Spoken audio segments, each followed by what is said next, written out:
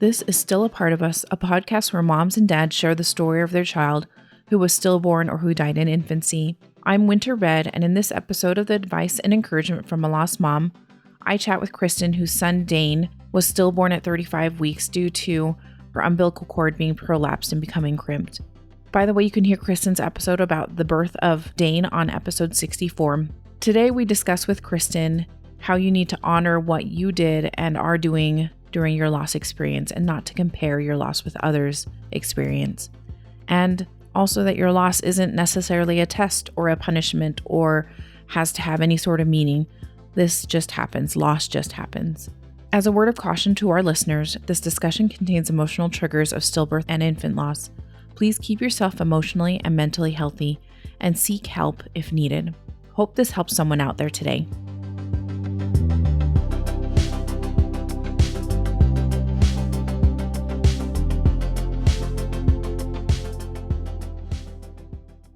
Thank you, Cristen, for coming on and chatting with us and discussing what grieving has looked like in the middle of the pandemic, and then also talking about your son, Dane. It was a pleasure to hear his birth story. It was hard, but I'm grateful that you were able to share that today, and I'm sure it will help somebody out there. So welcome again. I hope so. Thank you. Yeah. Thank you. Well, so Cristen, as just a little bit of a background, how long ago was Dane born, your son? Dane was born on May 7th of 2020, so about 3 months ago today. Okay, so still extremely new in this process. And I know that as we were talking before we got started, you kind of mentioned you're like, I have some things to say to people. Yeah. And so I just kind of want to hear how has it been? What have you learned? I know it's only been 3 months, but I feel like there's a lot of intense experiences and feelings that you feel in these early months of grieving. So do you want to just tell us how that's been? Yeah, I kind of, I just thought, how what have I learned that somebody that might be hearing this early might benefit from? And I think maybe and these are also lessons that might just be personal to what I went through, but my number one thing is like, don't compare your hospital, your trauma, your grief experience, the way you memorialized with anyone else, because if you're anything like me, I went down a rabbit hole of like, I need to find everyone that's had a stillbirth in the past year and, hear it and see it. Cause it made me feel so less alone. Reading other stories, listening to your podcast, going to the hashtag on Instagram, and I would see things and I'd sometimes be like, gosh, I wish I had a lock of his hair, or I wish I had a picture with him, or I wish I got the cuddle cot. I would hear these things people did and kind of beat myself up about it. But I just want everyone to know to not feel guilty about how you handled it, how you're handling it, what you're choosing to share, what you're not choosing to share. Because sometimes I'll be like, gosh, she is so brave. Like, what a leader in this, stillbirth community to share her story, share her pictures.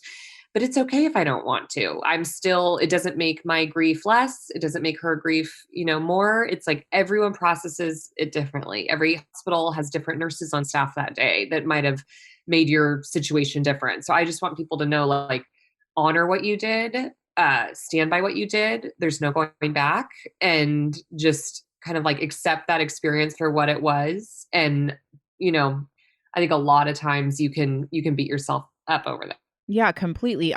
You said this in Dane's birth story episode. You mentioned, like, I didn't Google what I should do in the hospital during a stillbirth. Of course, No. You're not thinking about that kind of thing. No. It feels so weird to Google something like that, first of all. And you just trust the nurses, like someone's going to lead me here down this path I've never been. Yeah. And you just don't expect to be in that situation when you get that news of your stillbirth, and you're just like, no. So I love that piece of advice, is not to compare, because you're right.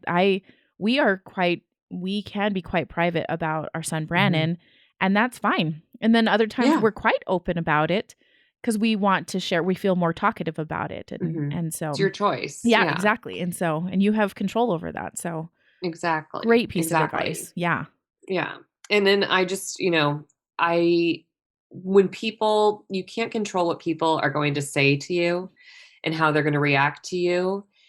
And I know I said in the birth story, when people say, everything happens for a reason, or he's in a better place, or at least you have your two girls. A lot of people like to say that, well, at least you've got your girls. And it's like, but this, it doesn't make up for the fact that I lost my son. And like, yes, maybe it's easier, I guess, that I have them, but I think maybe it helps the person on the other end feel better about it. Yeah.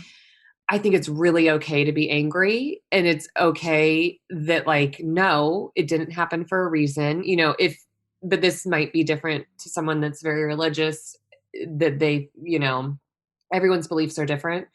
But I think another main takeaway is to just not take what everybody reacts and says to you so to heart and personally, because they don't know what you just went through, and they're trying to make you feel better. They're trying to make themselves feel better. And some people are just trying to maybe get out of the conversation, I've learned, Yeah, So exactly. I think, yeah.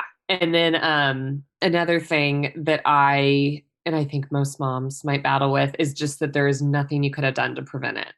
And I remember I would play, and I still do, the days, the weeks leading up, the last ultrasound, blaming others. I remember thinking in my head, like, that ultrasound tech was too chatty. Like, did she see the cord around his neck and not tell me that day? Like, was she, and it's like, and my husband's always like, well, what can we do about it now? But I feel like you need to not blame yourself, because it wasn't that you didn't do like a yoga that made him go into that position. Cause I would beat myself. I would be like, what in the world did I do to make this happen to him? Right.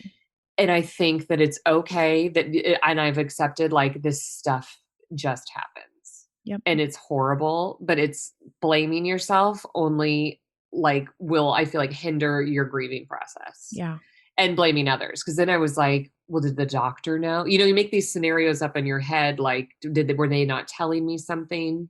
And I just feel like doing that and trying to, and yes, maybe there are some instances of malpractice, but I think in most, it was a cord accident. It was unanswered. It was just, luck of the draw, fluke. Yeah. So, yeah, exactly. And I think just preparing yourself for triggers, I remember one day I was opening the mail and got the cremation bill. That was really hard. Seeing other babies, opening his closet with all his clothes, having his room painted blue and having dinosaurs up on the wall, like all those things, like you'll get to it. And it's, I just had somebody last week be like, she didn't follow me on Instagram or see me since I dropped my daughter off at school in March. And so I was visibly pregnant then. And she's like, didn't you have another one? Where's your baby? Like, it was like, because we were at the park and I just had the two girls, and I had to tell her, no, there had been an accident. And I just, burst into tears. And I remember telling my husband, I'm like, God, when does that end? When do those like horrible like moments, run-ins, triggers end? And I think I might be nearing it. I don't know. But then I face, milestones or anniversaries. And so I think just like there's nothing you can do to prepare yourself for that. I don't really know what my advice is there, but I just think like it's always going to be something at first. I think it'll be a lot more. And then I feel like do you feel like it kind of like smooths out a little bit? It does. I think well, I was going to mention that it doesn't help that you're in the middle of the pandemic too, when you had Dane, because people haven't seen you. And so they have these assumptions like, oh yeah, I haven't seen you. Tell me about your son. Or, and so that'll take a little bit of time, I think, to finally people to get there. And then we're 2 years out and we still have people ask. And I was like, whoa, did you not get that piece of news? And so that, did you not get the memo? Yeah. I was like, I'm pretty sure I sent it out to all my coworkers to spread that news. And it really is, it just kind of takes you by surprise because it definitely does. And so it happens, but yes, it is very frequent at like right after your loss, because people are expecting you to have your baby.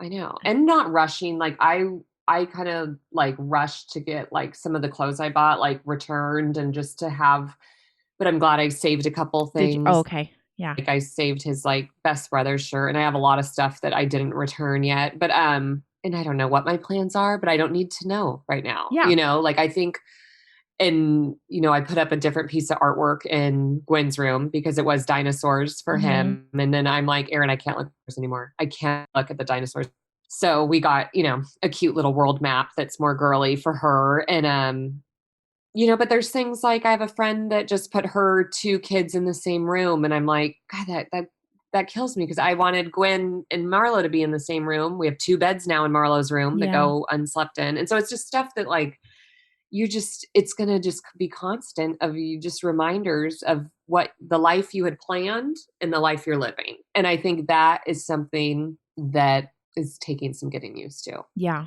for I know. sure. And there was one of our guests earlier, she had said that one of her friends came over and put away the nursery, basically, kind of Oh, put it that's back to, and nice. Yeah. I was like, that's super nice. But I like also not rushing into it either because sometimes you want to just be in that sad space. At least I do Yeah. sometimes because Yeah. I still And haven't your touched a moods few. change. Yeah, I still haven't touched some of Brandon's stuff. I have it in the closet and I haven't looked at it for a minute and I Yeah. don't want to right now, but eventually I will and I'll be Yeah. okay with Yeah. I it. have like his little, and I feel a little bad for Gwen. Her room's kind of like a shrine to him, but, but I have like his little shoes up that he was going to wear. And I have, a picture of my girls with the ultrasound. So like they're one Yeah. picture all Yeah. together, which, and, things like that. And I think being okay with having them around and just finding ways that it doesn't make you, burst into tears. But like, I like having I have his ultrasound picture framed. I have, some artwork that people have given us. So I think it's okay to have those reminders. Or I'm in the process of reading a book by David Kessler, Finding Meaning. He wrote 5 Stages of Grief. Mm. And one really big takeaway for me was that your loss is not a test, a lesson, a gift, something to handle. It's just loss is simply something that happens in life. And Yeah. so that for me was a big hurdle of getting over like, okay, what is this test? What lesson do I have to find from Right. this? What did God do this to me because he knew I could handle it? Like, I don't want to handle this. I don't want this lesson. Like, I will take any other lesson Yeah. than losing my child. Like, Yeah. I don't want this one. So I think accepting that, like, this just happens in life and the universe is not trying to tell me something or get even. These things just happen and they're out of your control. And I think that has been like a breakthrough moment for me to know that it wasn't like, this isn't, It's not. to me, it's not part of a master plan. It Yeah. just happened. It just is what it is. It's an unlucky fluke Yeah. that just happened, Yeah. you know? Gosh, that is really I'm going to have to think about that because I really, really like that because because when you feel like there's a lesson attached to it or there's a reason why you got punished for it or whatever, it just feels like it's such a burden. Like it feels like you're Mhm. like, oh, Yeah. okay. And I Yeah. had to let go of that because I was like, well, what, and I'm trying to find meaning in it, but I was kind of joking to someone. I'm like, I'm the president of the Stillbirth Association. Like, I don't want this path in my life. You know what I mean? Like, I'm going to choose to, but I don't think that it's happening to launch you into, some people it is, some people it's not. I think it's your choice how you react to how this happens to you, Yeah. I mean, you know? you're still a multifaceted person that I mean, Exactly. it just this happened and that's it. And that can be Yeah. a part of your story or it doesn't have to be. I mean, it doesn't have to be all of your story. That's the Right. It doesn't have to define you. Yeah, exactly. Yeah. You're leading, And what you're trying to do in your life. So, yeah. yeah. I really like that. And then I just, want everyone to accept help, food, prayers, flowers. A lot of times I was like, oh my gosh, you guys, I don't need the food for a week, but it was so nice. Like, it Yeah. was so nice not having to worry about cooking. Yeah. And it's like, it feels really unnatural to have all that attention. So yeah, I think it's important to accept, food, gifts, help. If you have someone that can come take your children, that's great. Just say yes. And, you're not a burden, which I kind of felt like because I was like, gosh, I don't like this attention. I don't like, I felt, I felt almost bad in a way how I was making other people feel, which is really maybe odd, but like just the sadness. I don't know. It just felt like, if I could go back, I would have been more accepting of everybody's outpour. And Yeah. it did feel good, having meals for a week. It was such a relief to my family to not have to cook. So I think like accepting and not being like, oh, I got to write a thank you note or I got to send that text. Like, you don't owe anybody anything Yeah. during this time, and I think people understand that. Yeah. they are just so happy to help. They want to do something. I have Yes. found they just Yes, want to they do do. something because there's nothing. They're not going to do anything to bring him back, but they Right. can make this situation, at least the surrounding situation, a little easier. So, yeah. And I think as moms, or especially me, I have a lot of the trauma flashbacks in my head Mm-hmm. of replaying that day. And when I'm trying to break through, because I tell Aaron, I'm like, well, that's the only memory I have of him. Like I have memories of him in my stomach, but that day was like the day we met. I guess now I can kind of look at it with a more positive lens, but in the beginning and even today, there hasn't been a day that goes by where I don't think about what happened that day and replaying that tape of the no heartbeat, the delivery. And I feel like it helps me be connected to him. But I think it's important to find which at first when someone told me like, well, you're going to look back and there'll be ways you'll find more positivity and joy with him. I haven't gotten there yet, but I want to be able to find a way to have like a meaningful connection with him that isn't to the trauma. Right. Because I think a lot of time in stillbirth, therapist has told me is you're not only dealing with a traumatic event of birthing an unborn baby or Mhm. birthing a baby that's passed, but you're also grieving. And so like the trauma and the grief are different. And Yeah. so you have to kind of make sure you're paying attention to both. Yeah. And those flashbacks are the trauma. Right. Yeah, those are hard. And I think that's why I wanted to do this and I've written my story down about that day because I feel like if it lives somewhere else, I don't have to torture myself with it every day, Yeah. Yeah. you know? And I can't recommend enough therapy, group, individual, Have you been connecting doing a with people on social combination? media. Have you been doing a combination of group and therapy Yeah, or okay. I did, which was really great. Our hospital, they give you 3 complimentary therapy sessions, Oh, that is which wonderful. yeah, and I know, and I was telling Aaron, I'm like, I could see myself, like, if I could, like, raise funds for people that maybe can't afford therapy after something like this happens, or if they don't have a hospital that covers it, because I felt like that got me through, like, being able to talk to her, and every week it got easier. And so I think we did it like weekly for the first month. And then now we do it every other week. Mhm. And then I've just started, I had like my 3rd group session. Everything's on Zoom too Right, right. because of COVID. Yeah, mhm. But then I had a group session. I had my 3rd one on Tuesday, and that's been really nice. Just it's like putting faces and seeing like these people are just like you, like, and they've had this horrible, the group is prenatal or prenatal loss. So some like women like their baby only lived like 20 days and then Right. most of the women are late term stillbirths. Yeah. So just sharing your story, sharing experiences like, oh, my friend just got pregnant. It's really hard for me to hear that. Like, what did you guys do? And so I think because no one else is going to be able to talk to you about that, even a good friend, I could tell her like, gosh, it was really hard to hear that our friend's pregnant, would understand that. But I think no one will understand it unless they've walked your walk and, been in your shoes. Yeah. And I think reaching out to people on social media, I found to be helpful. I actually reached out to Stephanie, who was on Oh, your good. podcast. Yeah. Yeah. And I just wanted, because you just want to say, like, I hear you, I see you, like, that just happened to me. Because for me, like connecting and knowing that this isn't this like it is a scary, horrible thing, but just knowing, I think people don't realize how, not like it's a common thing. I don't have the statistics off the top of my head, but just knowing that it happens to good, honest, normal people. Yeah. That You know what I haven't done mean? anything wrong. Yeah, you Nothing's wrong. Mhm. And I think just like destigmatizing that. Like I told you, someone told my husband, like, gosh, with today's modern medicine, I've had multiple people tell me that. Like, how did this happen? I didn't know these things happened. And I'm like, it's not, the medieval times. I'm not like giving birth in a field. This happens I went to the appointments. Ultrasounds were perfect. Like it just happens. Yeah. And I think people want to, label it. And it's hard for people to realize that it just happens. So I think talking to people that it's happened to and, educating yourself and others that's been really healing for me. Good. That's Yeah. great. Yeah, that's awesome. Yeah. And, books I loved. Option B. I don't know if you've read that by Sheryl Sandberg. What was the name of again? Option B. Option B? Yeah, it's by Sheryl Sandberg, and Oh, it's okay. a story when her husband suddenly passed and some key takeaways from there. And, there's podcasts, but I think going out there and just there's a community out there for you Yeah. that I feel like you don't have to be, going through it alone.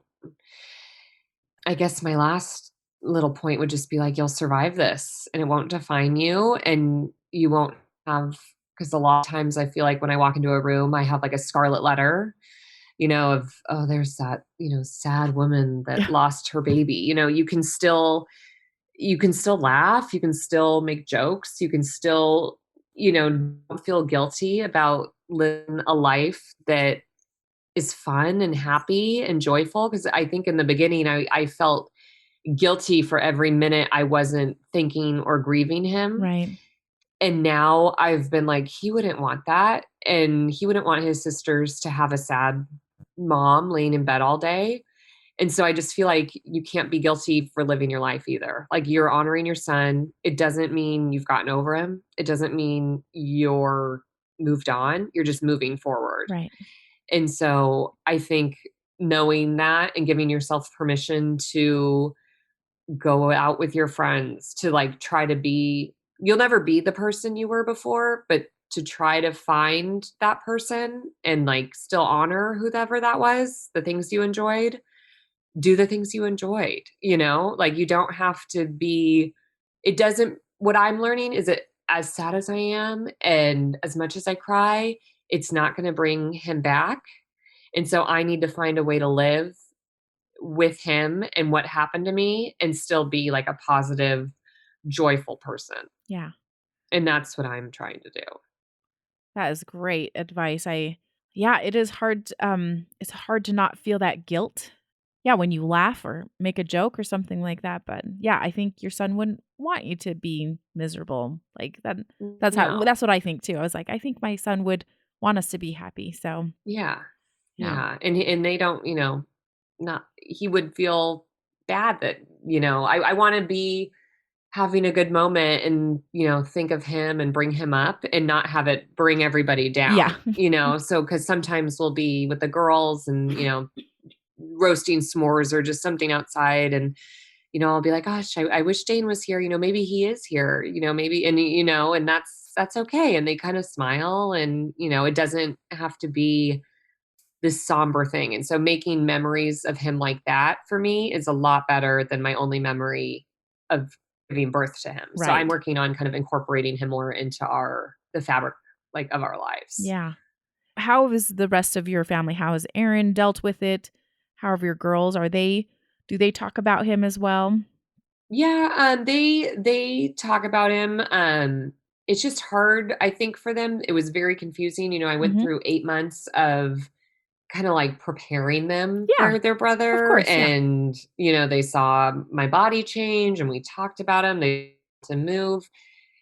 My oldest likes to ask, what are you going to dream about tonight? And I would be like, I'm going to dream about the day you meet, your brother, and we bring him home.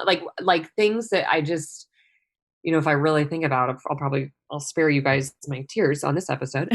But it just had to be so confusing for them. But I think with children, it's a little bit more cut and dry. Mhm. Like they aren't able to process it so much. So she really believes like, oh, well, he's just in heaven and some babies come home, some babies don't. And she doesn't really like to talk about it too much, but Mhm. she'll draw him, like if she draws a family Yeah. picture, she'll draw him really tiny, like up on Aaron's shoulder. Um, and she'll make bracelets and one little bead will be for baby Dane and she'll be like, we're mom. And, stuff like that. She would have a hard time when the baby came home across the street. Like, well, why didn't our baby come home? But not sure she has, because that's my thought, Yeah. where's Yeah. our baby? But she doesn't, she's like, oh, well, she has her brother, and she's always like, well, I have Gwen, and then Dane's up there, so I thought it would be a lot more complicated than it has turned out to be. Okay.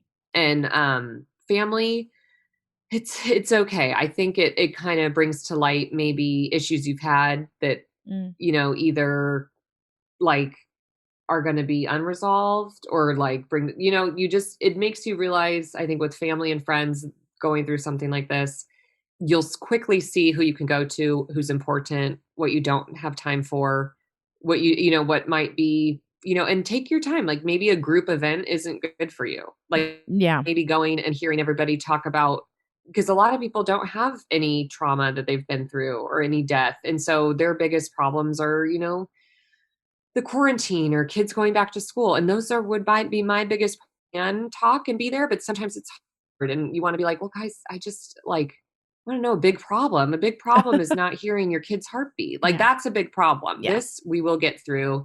We will survive. And it's helped me realize, what's important. And I think I've kept my circle pretty small and be afraid to say no to events that you don't want to do. Don't be afraid to, you're not going to hurt anyone's feelings. I think everybody would understand. Like, you just need to do what's right for you Yeah. in that moment. Yeah. If you don't want to go to your friend's kid's birthday, you don't have to go. Yep. Don't want to go to that baby shower. I think everyone would understand. Yeah. That is a big Yeah. one. I was like, that's a trigger right there. So Yeah. yeah, Yeah. just take care of yourself. And I think just knowing yourself, there might be some women that wouldn't set them off. And so just know yourself. If it's even the slightest bit that you think that's gonna, bring you down or cause hurt. I don't think it's something we need to like hurdle over, like Mhm. I don't think I Mhm. need to like go to a baby shower and check it off my list. Like, I think I'm good not doing that for a while, Yeah. you know? Yeah, it's okay. And It's okay not to have to, show up to everything. yeah, exactly. Oh yeah, Yeah. that's rough sometimes. Yeah.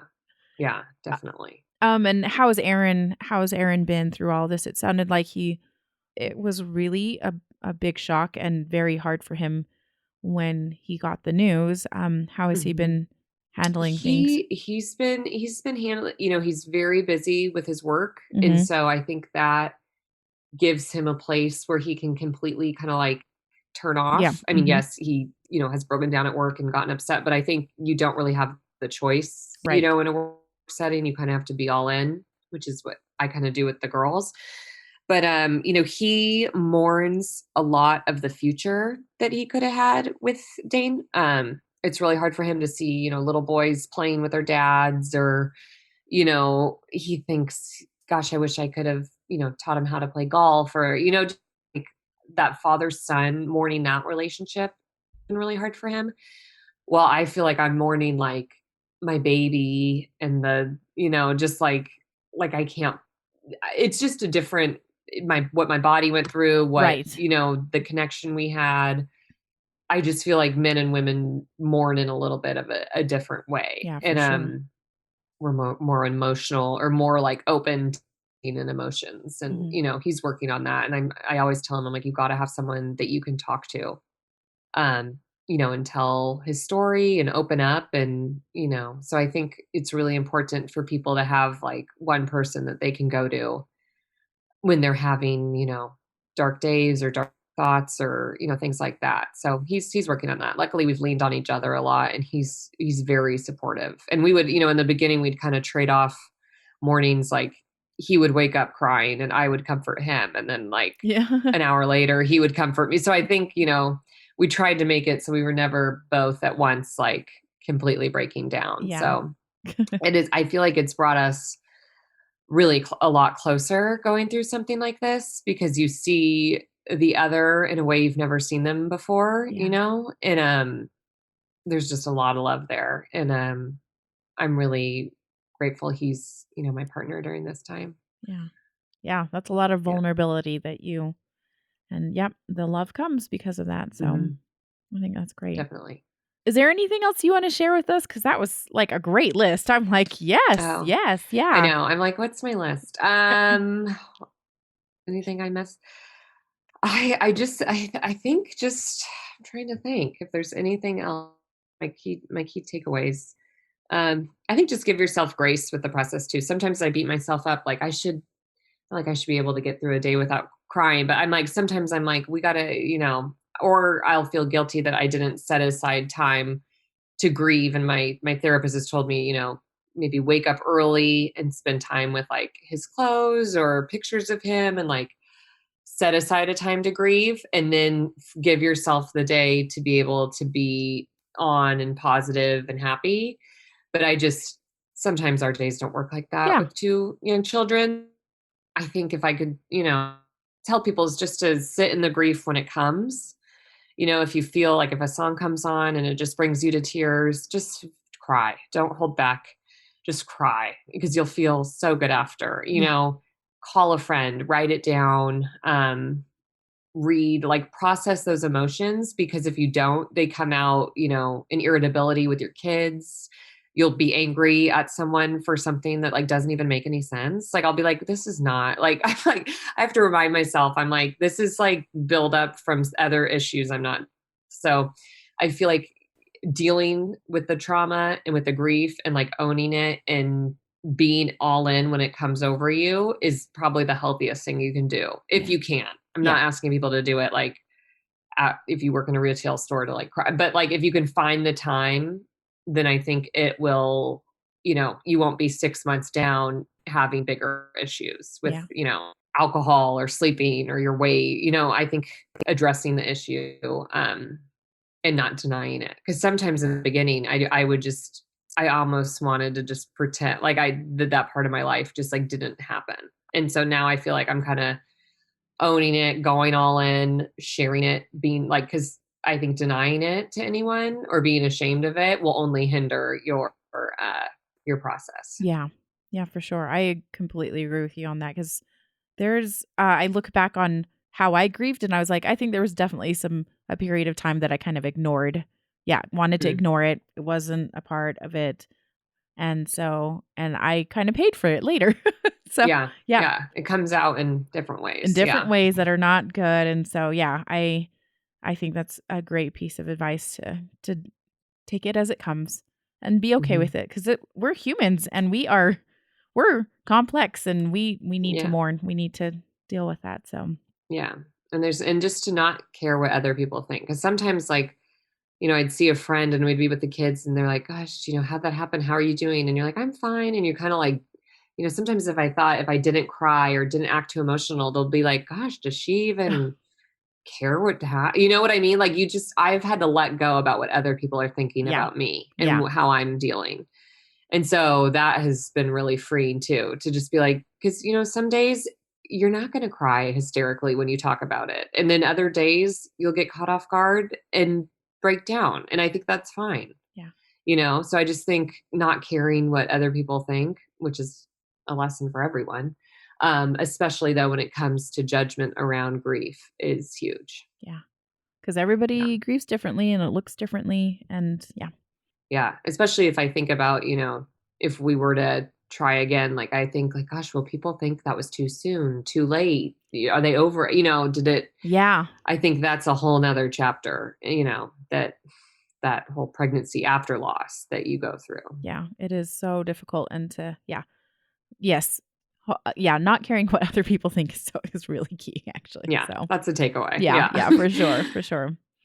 Yeah. Cristen, this was delightful. Thank you so much. Thank you. Thank you for everything you're doing. Yeah. And letting there be a space for people to come on and share. It's really good. Yeah. We hope this is helpful because it has been helpful to us as we've listened to other people's stories. But we really appreciate your time today and your advice and your insight, because it has been really excellent insight. So hopefully this will help somebody. I hope so. Giving everybody a big hug. Yeah, exactly. Well, thanks again, Cristen. A social distance hug. Yeah, exactly. Yeah. Such a weird time right now. Yeah. Well, thank you. And I will, I hope to talk to you soon, or I'll listen to you soon. Yeah. I'm sure. Thanks, Cristen. All right. Thanks. Bye. Bye. So many thanks to Cristen I just thought she just gave me so many things to think about, so many words of advice that I think would be so helpful to others as they are going through this process. And so thank you, Cristen. I just really appreciate it. I appreciate you sharing who Dane is, who you are, and going through all this grief and loss during this time, especially during the pandemic. It was refreshing talking to you. So thank you so much for sharing with us.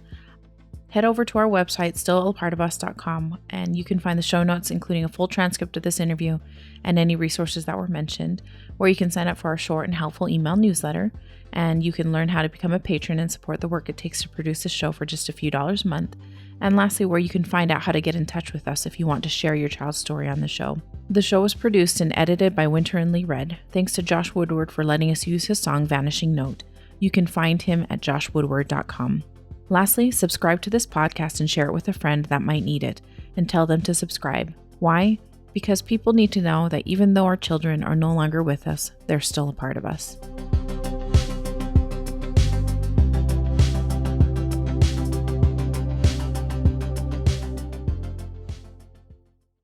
Motivation comes from working on things we care about.